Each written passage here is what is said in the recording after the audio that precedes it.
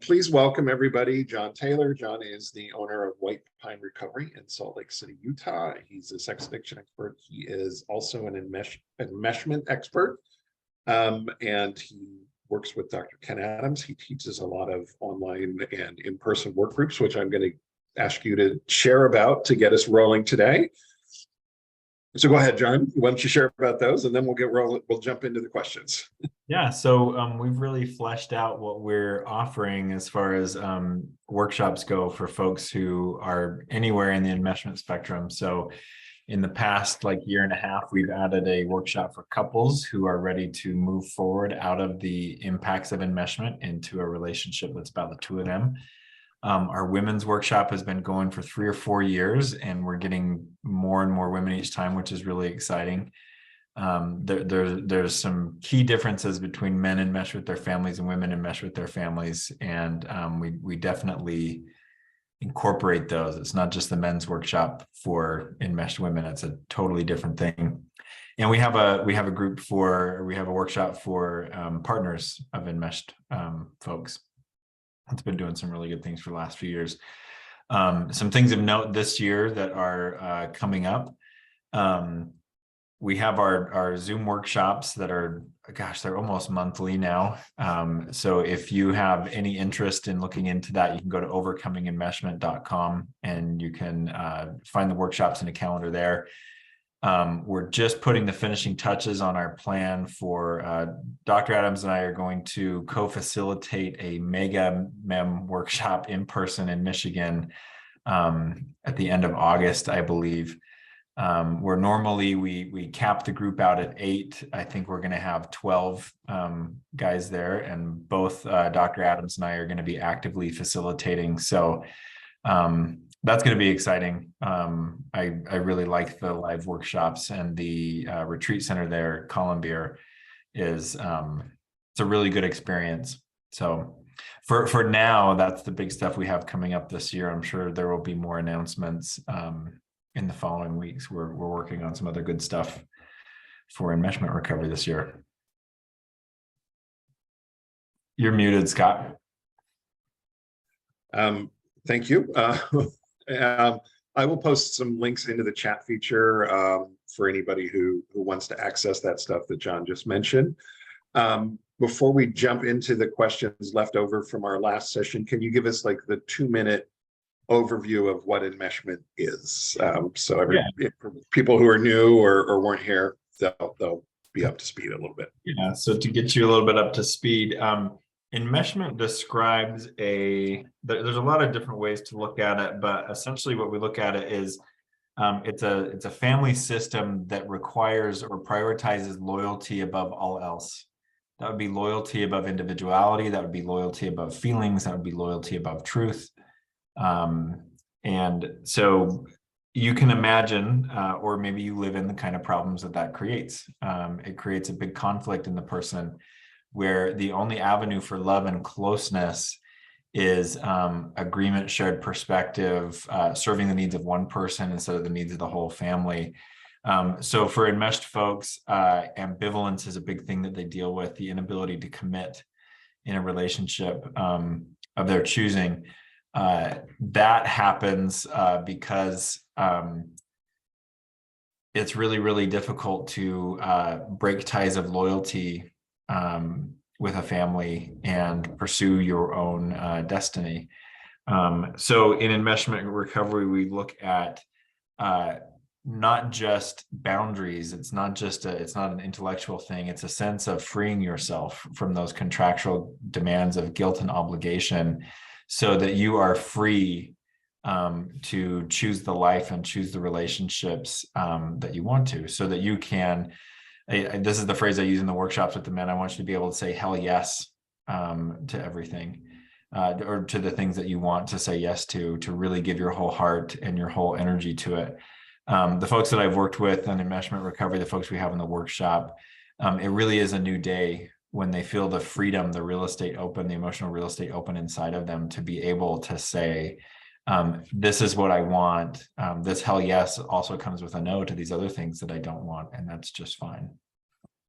Excellent. Thank you. Let's jump into our questions. We have a bunch left from last week, so we'll do those first, and then we'll jump into new questions today. So the first one here, John, is what if the mother-enmeshed man's mother is abusive, manipulative, and shaming in response to the mother-enmeshed man trying to separate? Yeah, I would say, not to be flippant, but I'd say welcome to the club. I would say just about any enmeshment dynamic is abusive. It doesn't have to be overtly hostile, but the use of guilt and obligation to control a person, I would say, is abusive too. So that's part of what we aim for in enmeshment recovery, and we really support in the workshop, is the ability to withstand that kind of response, the ability to separate yourself from that kind of response and where it comes from. And that kind of ability, again, it doesn't come from this cognitive, here's the boundaries to set. It really comes from the enmeshed man being able to reorder how his life and his internal workings work. I've heard comments from guys that I've worked with along the lines of, I'm sick of it. I'm not doing that. I'm not playing that game anymore. She can have her disappointment. That's what you want from me, not what I want for myself. So every step in separating is a further delineation of here's where I end and you begin. And I think for the enmeshed person, it's also important to look at the letting go the other way. A lot of enmeshed men will worry about what happens if their mother or their parent or their family becomes depressed or angry. And I'm the only one who, like, it's my job to prevent this from happening. Part of that ability to maintain those boundaries comes from accepting whatever is going to happen in response to the appropriate boundaries, instead of trying to control it. So the letting go actually goes both ways. We want the enmeshing parent or the family to let go of their grip on the child. We also want the child to let go of their special status. I think I've told this story before. Enmeshment is a dynamic in my family of origin. And in the past couple of years, I've been told everyone thinks you suck. That would have devastated me before. It's kind of a badge right now. Not that I'm trying to rile up my family. That's not the goal. But if the price of a life that is happy and fulfilling and keeps me well is that the people who've known me for the longest think I suck, it's a price worth paying. Yeah, so I totally agree. Next one here. How is enmeshment similar to and different from codependency? And I'll just leave it at that. Not fans of the word codependency at Seeking Integrity. We prefer prodependence, but I'm going to let John answer the question as asked. Yeah. So enmeshment starts with an overt power differential. So it's the needs and the wants of the parents being projected on and demanded onto the child. That's what enmeshment would be. If you look at any kind of dependency that develops out of the child, and I agree with Scott that I don't think that's the best term to describe it, but if you look at any kind of dependency or any kind of energy that child puts back in the system, it's not the kid's choice. It's not within the kid's power. They're doing what it takes to survive. And I would even argue further into adulthood, where more of the codependent model, I think it requires a peership for there to be codependency. In the way that's popularly defined. I would also say for most people who struggle along the lines of it's difficult to negotiate a relationship with appropriate boundaries and appropriate space, that's a battle they've been fighting their whole life. And so in the way that the question is asked, I would say the difference is power differential versus a peership. Yeah. This is not a co-created relationship. This is a co-created relationship. Yeah. And enmeshment in the relationship, the power dynamic is sort of flipped, whereas instead of the parent meeting the needs of the child is meeting the needs of the parent, which is just backwards. Yeah, and to our previous question, that flip in the dynamic is often enforced by the parent's hurt or anger or demands So while the dynamic is flipped in that the child meets the needs of the parent is still very much in control. The parent's never a victim. Yeah. Because adults can't be. It's the kid who very much is suffering. Yeah. Okay, next one here. Enmeshment can be very subtle. I do see many red flags as you have presented this topic in my own marriage. It has been very challenging during this time that my mother is dying, finding balance between caring enough and not caring too much. Eliminate the denial resonates with me. Question: what would be a good first step? Thank you. Well, this is such a good question. These are the most heartbreaking things that I see in the workshop. It seems like every workshop there's a guy or two whose mother is in a care facility or, actively dying in her house, and he's the primary caretaker. Whatever stance you take with your mother, it's important that the driving force is not guilt and obligation. So I think Dr. Adams would be okay with me telling this story. I've heard him tell it in public before. He'll say that he became by his knowledge of enmeshment. Honestly, he lived it. I have too. And he tells a story about when his mother was dying and how he wanted his last memories of her to be good and connected. And he went to her and he said, "Mom, I have some gratitudes and resentments I would like to share with you as you're in your last days. Would you be open to hearing it?" And she said, "Yes, and I have some I'd like to share with you." The thing that is breaking free about that is there was no pressure. There was no, "You're going to hear me out, damn it," or "I just have to tell my mom all the good things." It was this, again, it's this moving it from this to this, because there comes a point where children become the peers of their parents appropriately. And so when you have a parent who's dying or who is ill, the thing you have to look out for is not how much time do I spend or what do I do for this person. It's where does that come from for me? Do I feel like I have to? One thing that rings in my mind every time I think about this from a guy with a workshop, one of his realizations, I don't even know what the boundary was or what he decided to do about this, but he said, "My mother has forgotten my phone number and my name, and I still feel like I have to call her every day." Again, it's not that, "Well, mom's forgotten my phone number and my name, therefore she doesn't matter to me anymore." It's no, the sense of obligation, I have to check in on you, was not based on his feelings about the relationship or even his mom's needs. It was based on guilt. I hope that helps. Yeah, thank you. I like this next question too. Is enmeshment seen more in mother-son or mother-daughter relationships or father-son, father-daughter relationships? So are mothers or fathers more likely to become enmeshed?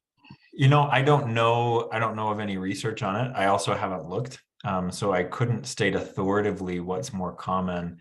I would say in all configurations, it's very possible. I do see some marked differences when I work with men who are more enmeshed with their fathers. Instead of the caretaking, the softness, it's more of this competitive, "I'm never good enough, and I'm always living in the shadow of my dad," or "my dad and I are competing to see who lives in whose shadow." The reason why that's enmeshment is because the identity of the child is built around the identity of the parent. Mother-daughter enmeshment looks a little bit different than mother-son enmeshment. Again, I think with the same gender parent, there tends to be a destructive competitive nature that we don't necessarily see in the opposite gender parent. And I've seen a lot of fathers enmeshed with their daughters that bears a lot of the same hallmarks as what we see in like the sexualized boyfriend of the mom. We can have the sexualized girlfriend of the dad. And then when you add in orientation differences, the permutations are infinite. But the core dynamic is the identity of the child is built around the needs of the parent. And I think that can happen in any kind of parenting situation. Yeah, and I'll just give a little bit of my own. I totally agree with you in those dynamics. I mean, I was the sexualized, partner, whereas my sister was the competition. It was a much more competitive relationship between them. And whereas mine felt icky because it was weirdly sexualized. Can you talk a little bit? Are there differences between covert incest and enmeshment, or is it all kind of the same? Is enmeshment always sexualized, or only sometimes? Yeah, this is interesting too, because there is always an impact to sexuality of enmeshment. And if we get to it, one of the questions today talks about that. Maybe I'll just take that one right now. So there's always an impact to sexuality because there's a feeling of ownership. My body's not my own. My desire is not my own. It's to serve the family. When we talk covert incest, we're talking more of the sexualized aspect. So someone can be enmeshed with their mother and not be the sexualized boyfriend. They can be more like a caretaker, the family priest, the family therapist. What we tend to see with what I would parse out as more like covert incest is there's lots of comments on body and development. Oh, I'm so glad you wore those pants. They make your tushy look so cute. I'm glad you did that for mommy, saying this to a 17-year-old. I say to my daughter all the time, she has these stretch pants that are gold and sparkly. And I'll say, oh, there's your Goldie Sparkle pants. They're so cute. I don't comment on her body though, because that's inappropriate.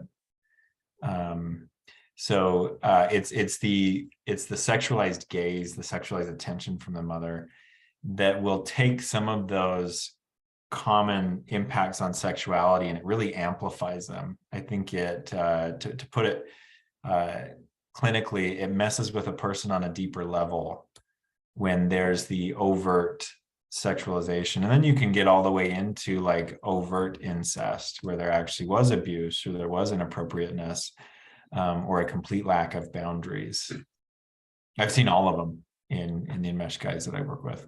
Yeah, thank you. Is it unreasonable for a woman to take up the role of mother when she's in a partnership with a mother-enmeshed man? I want to say define unreasonable, because my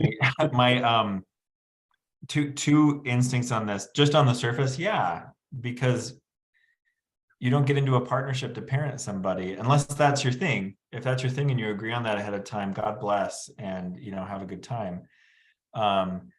But if that's not the explicit contract, yeah, it is unreasonable. Because I don't think a lot of people get into a romantic relationship wanting to parent their partner, and they resent it. And we'll actually see, I see a big impact again on sexuality and desire. Most people aren't attracted to their children. So when that dynamic comes up in a marriage, the romance dies, the passion dies. I could also look at unreasonable as, is this an understandable place to go? In that respect, yes, it's very understandable when there's someone whose identity has been built around caretaking a parent. We always say to the guys in the workshop, if you're seeing commonalities between your relationship with your mother and your relationship with your spouse, you have to look at how you picked and how you provoked. And I actually think going down the road of, well, I picked a person who's exactly like my mom, that's not how it is the majority of the time.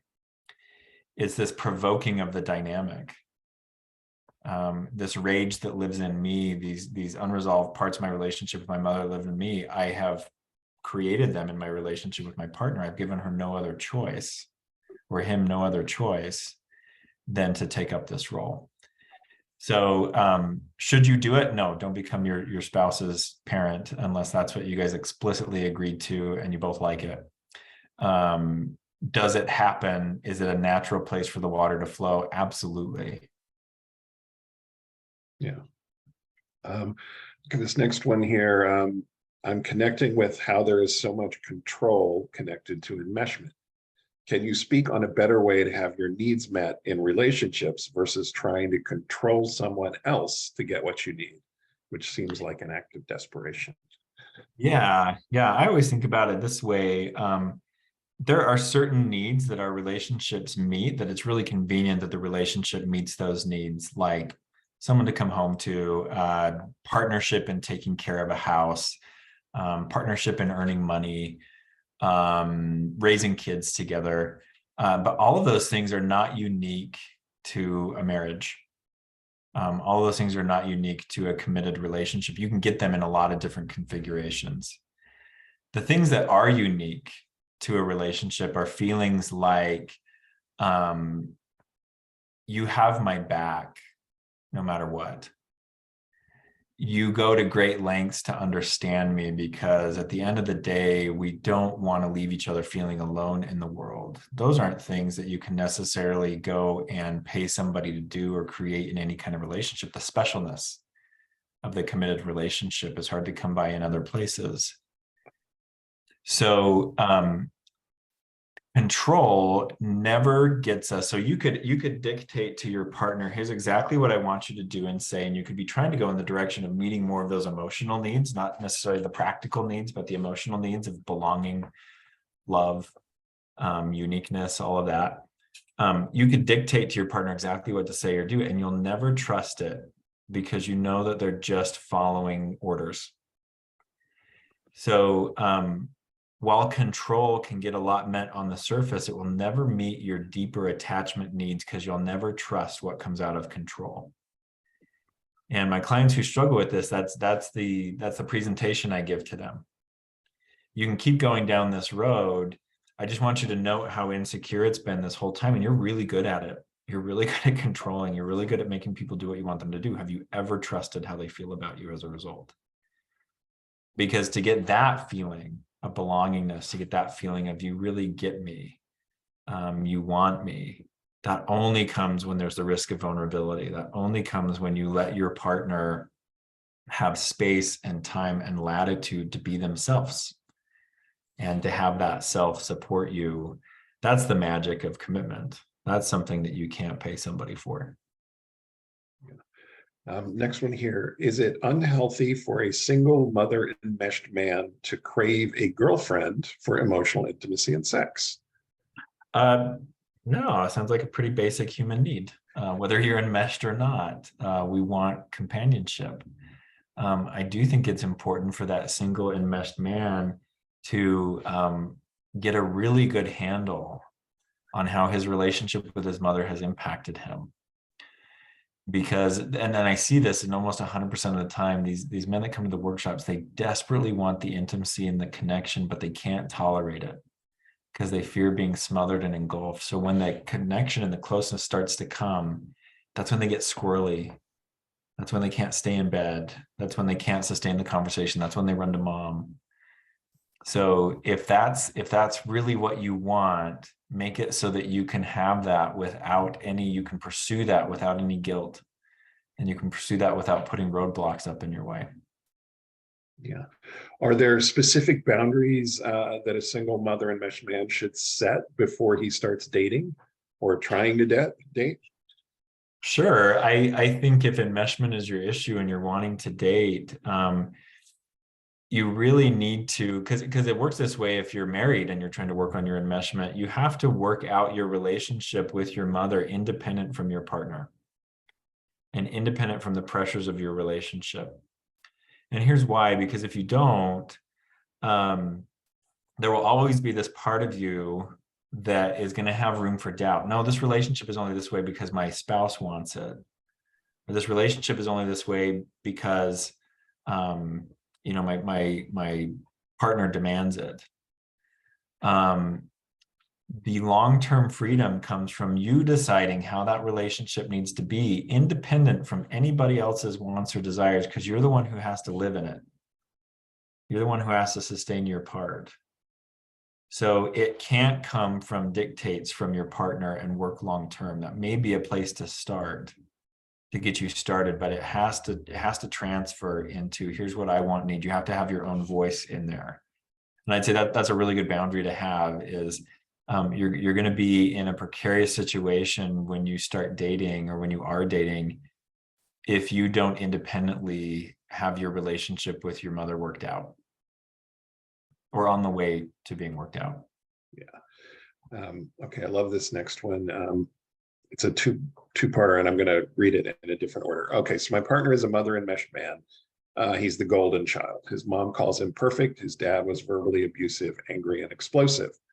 Um, he is a sex addict, and he feels controlled by my needs and judges them in the sense that he says that doesn't make sense to me, or more typically, I feel controlled and suffocated.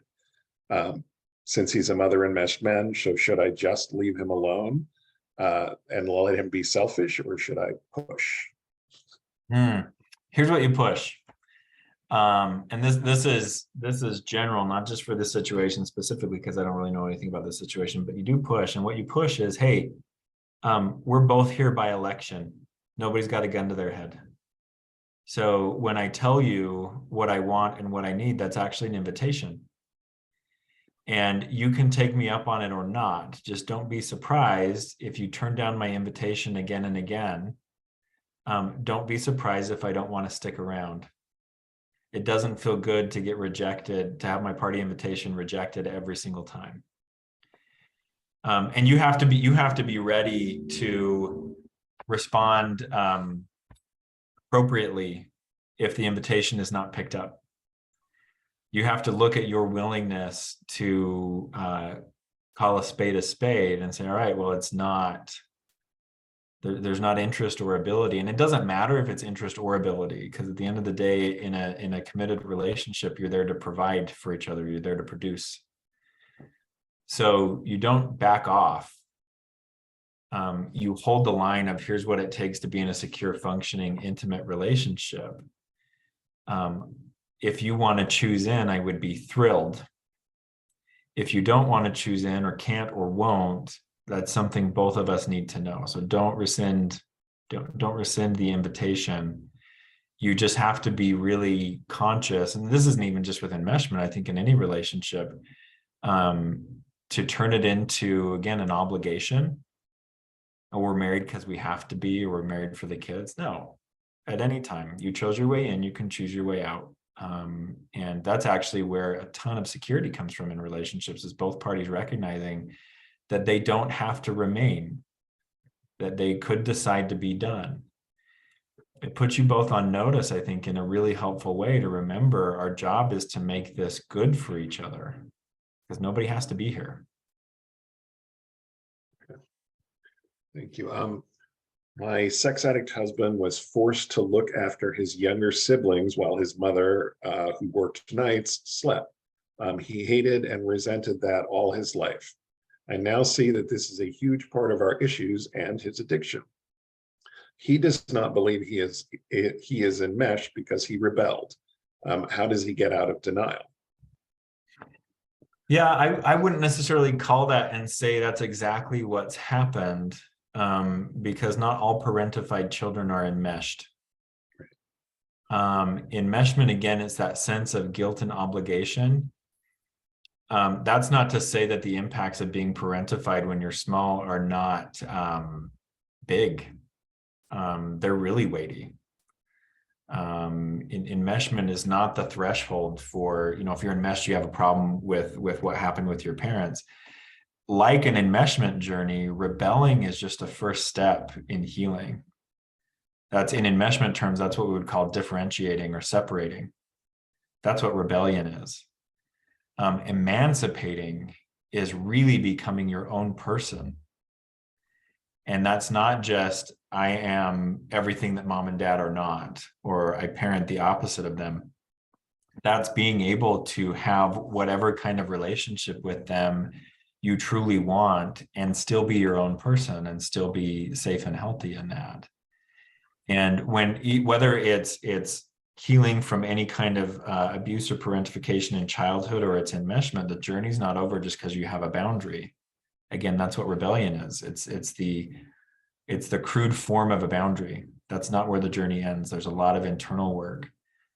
So my guess, what I make up about this, the person who's asking this question, or the situation around this question, is that a lot of the anger remains and a lot of the unresolved stuff remains. That doesn't necessarily mean enmeshment. So you have to be really careful. A lot of times I'll get calls from spouses, or I'll even get calls from guys who To their credit, they've taken what their spouse is saying seriously, and they're saying, I'm looking into this and this isn't my story. Like some of it I can identify with, but this isn't my story. I see this a lot with like sex addiction as a diagnosis too. It's really hopeful to be able to put a name on something. But if it's not the proper name, the movement's not going to happen. So again, in that question, I wouldn't go as far as saying, oh yeah, that's definitely enmeshment, because parentification is just as damaging, and that may be more of what it is. Thank you for that clarification. I think it's important. And thank you also for bringing up sex addiction, because we get people all the time as well who someone has told them they're sex addicted. We talk to them like, no, but here's the kind of therapy you do need. Yeah. Okay, so we're into some questions from today. This one's a little different dynamic, so I'm excited to ask it. My husband's brother, so my brother-in-law and his wife got unjustly angry at me and didn't want to get together with us when we visited from far away. My husband said his brother was defending his wife, and that's how it should be. Now we're again in the same city, and my husband is in constant contact with his brother. I feel my husband isn't being loyal to me when his brother and the brother's wife are shunning me. Is this an enmeshment thing that we're talking about here? What are we dealing with? Can be. I'll tell a story from my own life. I have been, sorry, I'm not stressed. My eyes are itchy. I realize when I do this, I can look like I'm annoyed. I'm not. I'm learning the PACT model from Stan Tatkin, and I really, really admire the guy. I think he's brilliant. He's a really good teacher, and what I'm learning has really transformed how I work as a therapist, and it's helped in my personal life. A precursor to this, my wife and I did the Wired for Love retreat, we volunteered one day to talk about an issue, and they were talking about thirds, talking about family. And we were talking about the difficulty we have. At the time, my spouse was handling most of the planning with my family, and it was really stressful to her. And I didn't quite understand it at the time. And as we got into it, some things that Stan said to me that really moved some things around in my head. He said, first of all, it's your family, you deal with them. Don't count on your spouse to do that. So the fact that there needs to be some interfacing that may not include both of you, that's not necessarily a problem. You guys would have to work out how that feels. The other thing that he said that's a really important balancing point to that is we talked about how stressful family get-togethers are for me. And part of that comes from my wife is social. She can talk to people. She gets energized by it. It doesn't matter whether I like you or not. I get drained being around people. And we talked about how often at these family get-togethers, it ends up that we're in different places. And he said very astutely, there's part of your problem. Are you guys a package deal or not? And that hit me, not just with when we're at a place, but like when it comes to how we interface with our families. Are we still interfacing as individuals, or are we interfacing as a package deal? If a proposition only works for one of us and not both of us, does it really work for both of us? Does it really work for that one? The answer we came up with is no. And so one of our mantras as we go into anything planning with family or demands made with the family, I mean, we ran into it just this Christmas. Happens all the time that my family wants to segment off. Well, we want just the biological kids, no in-laws. And my wife and I stance firmly is, well, we're a package deal. And so it doesn't matter if we're fighting or not. It's when it comes to us going out in the world, unless you and I have decided ahead of time that, no, this is your thing and you go do it, it's always a package deal. So there could be an enmeshment dynamic there. I also see a difficulty with thirds and managing the sense of cohesiveness in our relationship. And that's the framework that I think is helpful to work in. Not, are you right or wrong for doing this, but looking at what's the ultimate impact. There's some things that my wife sends me away to do and I send her away to do that we're happy to do not together because we come back a better version of ourselves. And in fact, she's told me that there's certain movies she never wants to watch with me. She can't get into it like she wants to. And I feel the same way. And that's not that we hate watching movies together. We don't. But it's, again, like that space is about you. And we both know that. We want that. It's good for us. But then there's other things that it is exclusionary. And you do have to ask, are we upholding that we're a package deal? Are we really being a unit, or are we thinking like individuals? Yeah, I mean, couples that in our respectful conflict agreement that we share with people, I know you have some version of this, you know, the very first thing says we agree that we're allies and we're on the same team. So we're going to fight the problem instead of each other. And that kind of feels like, you know, not necessarily are we package deal, but we're on the same team. Yeah. Even if we're not always in the same stadium. Yeah. Okay, this next one here, I've read about the mother agent, the part of the mother-enmeshed man that has become the voice of his mother.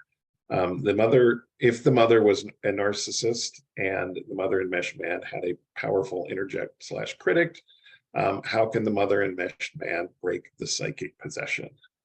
I want to expand this a little bit, because the agent of the mother isn't just something we see in enmeshment. It can happen in the broader family too. This is when your father calls you and says, why haven't you talked to your mom lately? Or a sibling calls you and says, hey, you got to give mom a call because she's barking up my tree and I want it to stop. That whole agent of the mother isn't just a part of the enmeshed man. Sometimes we'll see the merging of identities be so complete that the enmeshed man is the voice of the mother, or the mouthpiece of the mother. So the way that any of the psychic possession is broken is you have to start with pain. Unfortunately, pain is the best motivator for change. I'm sorry. And that doesn't mean that's not a license for anybody to go and create it because you want somebody to change. There's plenty of pain in our situations. And I think natural pain that's a natural consequence of the situation we're in, is way better than any kind of manufactured pain. So for the enmeshed man who's in this position, I would simply ask him, what does it cost you to do this? And at first he'll probably say, oh, no, not a lot. This is fine with me. And then we'll start talking about the one that got away, or we'll talk about how when he agrees with his spouse, he can't say that if his mother disagrees, and how awful that feels. He'll talk about fights that he's had that he didn't want to have. He'll talk about going places and doing things and believing things that he doesn't really believe. Again,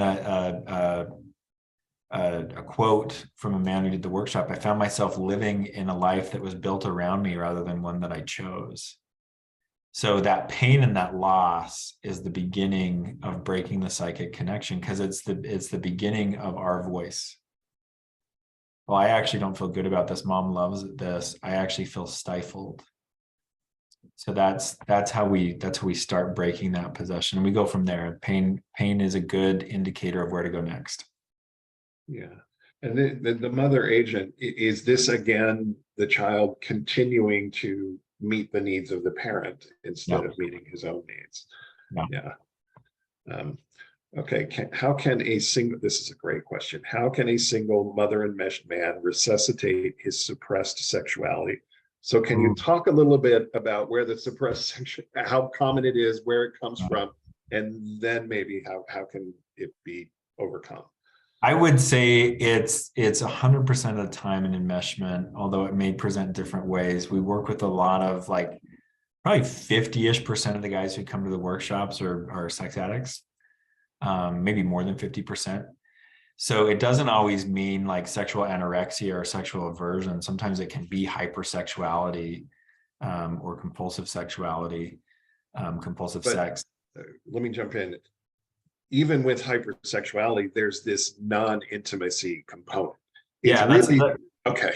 That's what I was getting at, is it's incomplete. There's the separation of sex and intimacy.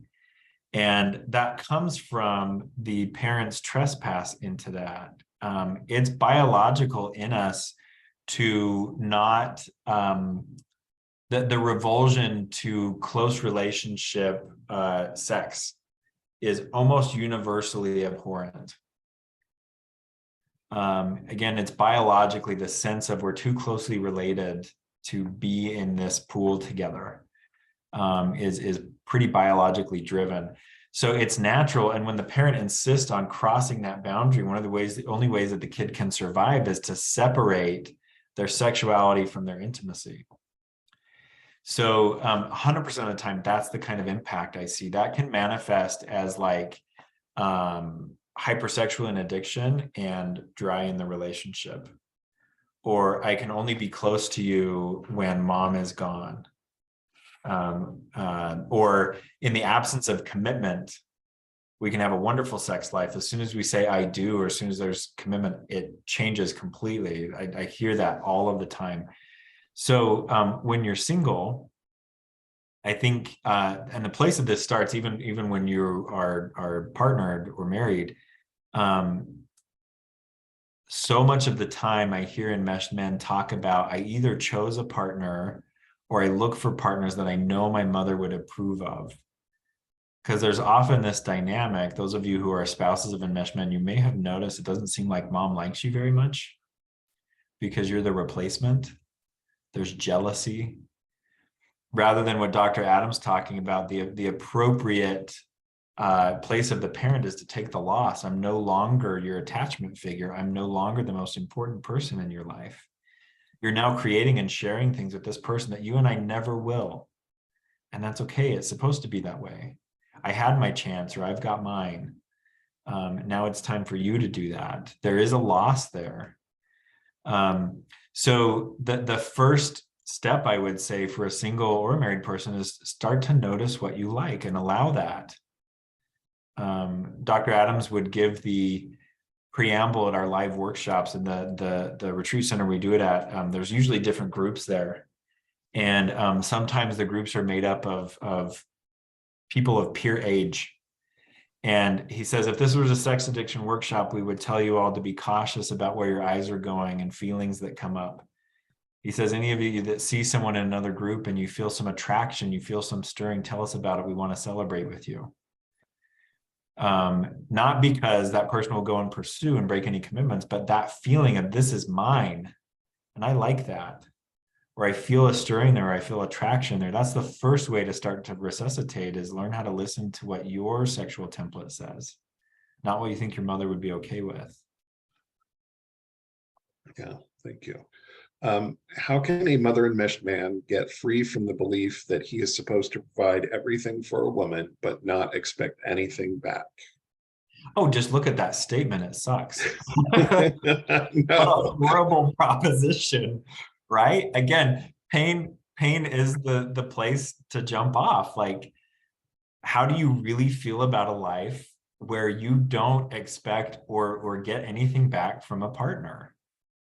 It's sad. That's slavery. That's bondage. That's not partnership. Yeah, again, pain is the guide there. How well has that served you? How's that working out? Yeah. Yeah. And by the way, I mean, just tacking onto that, relationships are about giving because we want to, not because we're expecting back. But if it's a one-way street, that is not healthy. No, in any secure functioning relationship, there is a reasonable expectation. There's not a scorecard. We're not looking at every interaction. Did we balance this out? But there's a general feeling of fairness that we're both aware of and is important to both of us. Yeah, I love this next question too. My sex addict husband often says he loves how cute and pudgy my kids' bottoms are and says it's just like mummy's. Is that inappropriate and him being enmeshed with the kids, or is that, we don't know how old the kids are, by the way? Well, you know, there's a couple levels to this, and you're the one who's feeling it, so you have to see. Booties are a funny thing at my house. So I was playing a game with my daughter the other day, and it's, you know, she's 18 months old, and she's just like, she can point out her nose and her eyes and her ears. And we were doing some harder body parts, like, where's your chin? And she looks at me quizzically, and I show her mine and I point to hers, and, you know, we get that down. And I said, where's your booty? And she pointed to it, and I said, no, you smack the booty. And so when I say, where's your booty? She, you know, smacks, and, you know, we shake our booties and stuff like that. So I think it depends on what the culture is in your family and how that feels, because it can be funny, it can be cute. If there's any part of you that says this feels inappropriate, I think you talk about it, and you talk about it in a way that you can get to what your concern is about. Maybe, somebody had inappropriate gaze on you when you were a kid, and that doesn't feel good. It's coming up again. Maybe you don't feel comfortable in the body that you're in. That's natural, that happens, and you don't like attention being drawn to it. There could be a lot of things. I would say you bring up why it feels off, and you ask your partner, can we work through this to get to an understanding of why this feels the way that it does? Thank you. Jon, you are a very empathetic, self-aware man. Yes, you are, Jon. Many of us in the partner groups are facing men with poor recovery. Am I right? But this, we are on the same team, just isn't realistic. And many of the men seem to have not hit the bottom. What do we do? This subject isn't appropriate for them at this point. I'll say I play an empathetic and aware man on TV. That's what you guys see. So let me see this. We are on the same team.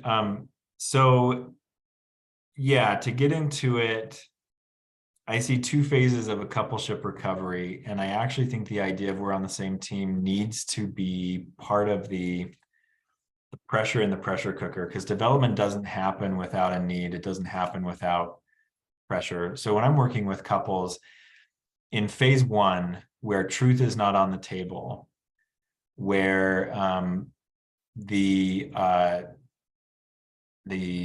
ultimate feel of how the relationship goes is you look out for yourself and not anybody else. We are on the same team means something different than we're working together. It means you have information that your partner needs, and this isn't fair.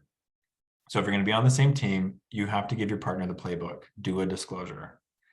If we're going to be on the same team, you need to learn how to come out of yourself and consider the needs of others as you consider your own needs. So it's like, in order to be on the same team, we have to be equipped with the same tools, and you're behind. And I could say that with confidence for like 100% of the addicts that I work with are behind on their relational tools, and they have to develop those. So yes, we're on the same team. We need to be playing the same game with the same skill level. Phase two is where we're really co-constructing the relationship. So we're on the same team takes on a different meaning. In phase two, where we're co-constructing, nobody has a louder voice and a louder vote. That just doesn't fly. It doesn't work. The reason why in phase two, you can say, no, hold on. You have a strong preference here. I only hear one voice, your partner's not talking. The only way that can stand in phase two is if the person who has done the trespassing in phase one has paid up. They've become sensitive, they've become empathetic, they've become a team player, they share information, they share everything. So I always get nervous when I do any of these question and answer things, because I know that people take my name and my words in vain all the time. Just know that if you're taking anything that's said here and you're using it to twist somebody's arm, you're misunderstanding what I'm saying. Because nothing I have to say is about twisting arms to make a relationship work. And if you're feeling like what I'm suggesting is some form of slavery and discounts any of the hurt and the heartache that you have, again, that's probably a misapplication of what I'm saying, because that's not what I believe in. And there's secure functioning is possible at every phase of any relationship. That's always what I'm looking for. I hope that clarifies. Yeah, and let me ask this question. So the last bit of this isn't, meaning enmeshment isn't appropriate for them at this point. Is there a time to bring up enmeshment? Is there ever a time to not bring up enmeshment? If you want improvement in the relationship and the addiction, this is so my colleague Alex Kedhakis, I think she does a really good job in some of her work at working with sex addiction of there's a debate of, do we work on trauma or addiction first? Her model is really integrative. It's not a matter of which one, it's both, and how do we integrate those? And I'd say enmeshment and addiction is the same thing. I've worked with guys who are fresh out of their first treatment in the enmeshment workshop, and I've worked with guys who have years and years of sobriety. There's not, I would say, a generally inappropriate time to focus on enmeshment versus addiction recovery. Both are needed, and a lot of the folks that I work with, they have a hard time getting long-term sober or getting two-person oriented as long as the enmeshment is unresolved. Yeah. We often say there's no cure for addiction. Is there a cure for enmeshment? No. Okay. Because just like addiction, it's epigenetic, it's down in your cells. I always think about it as my starting point is enmeshment. My starting point is guilt and obligation. Like still probably 80% of the time, that's my normal reflex. Recognizing that that's a starting point, part of my ongoing recovery is waiting for the next bus to come by and see if it's a better option, instead of just, I've got to, or, this is what's going to relieve me. Yeah. Okay. One last question here. My sex addict husband kept in contact with his ex-wife and her family, especially her sisters, texting and calling and sharing private information about me and our relationship. I found out about this on D-Day and I was devastated. He has adult children with his ex-wife, and he seems to use that to justify needing those relationships. I feel so betrayed by this. Can you be enmeshed with an ex-wife's family? I can't attend any of his children's functions now because I feel too vulnerable, and as if he won't protect our relationship. Yeah, sure, you could be enmeshed with an ex's family. I'm not hearing enmeshment clearly. I think this is a problem with boundaries, and this is a problem with Stan would say, Pact would say, this is a problem with thirds. There are only two priorities in a relationship, and that's you and me. Everything else is secondary, and it seems like there's a struggle here. It's definitely a trespass to share private information about your spouse with anybody that they haven't consented to you doing that. Yeah, there's the windows and walls analogy. If I'm, I should have a wall between my ex and her family and a window with you so that you can see in and all the private stuff. But he's got a window still with his ex and the family, and that's a form of infidelity. And again, some things I see here: adult children through ex-wife, they don't need parents like children need.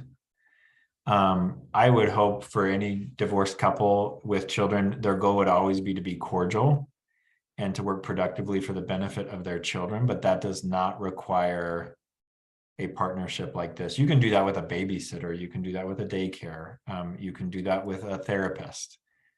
It does not require a relationship like this to raise children together well. Yeah. Thank you, Jon. Thank you, everybody, for being here. Thank you for all the great questions. I will get today's session posted as soon as I am able, and I'll try and include links to both of these in our next newsletter, so that everybody can review these, revisit when they want. And most of all, thank you to Jon for sharing your expertise over the last two sessions on enmeshment with us. This is Jon's, he is one of the leading experts, I think you all know that by now, on enmeshment issues, along with Ken Adams. It's Ken and Jon and a few other people. But I list them as Ken and Jon. Jon very politely mentions the other people. But so thank you for being here always, and thank you for doing this specifically. Is there anything you'd like to say to take us out, and maybe one more mention of the work groups that you guys host? Yeah, and I'll just, thanks for the opportunity, and really, really great questions. I learn a lot from doing these. The questions are always challenging, and it helps me understand the topic better. So you can go to overcomingenmeshment.com and see our schedule. I think we're scheduled through early spring right now for workshops. We'll be putting more on the calendar throughout the year. If you're interested in attending the live workshop at the end of August, be looking for when we announce that. That'll be Ken and I facilitating that together. And then a plug to the other brilliant therapists who are helping us with overcomingenmeshment.com. That's Amanda Chinchilla and Aaron Wysong Warren. who are brilliant in their own rights in helping couples and partners and women who struggle with enmeshment. So thank you, and I'll see you all in a few weeks. Yeah. Thank you, John. Thank you, everybody, for being here. Come back in 2 weeks. We'll see you then. Bye.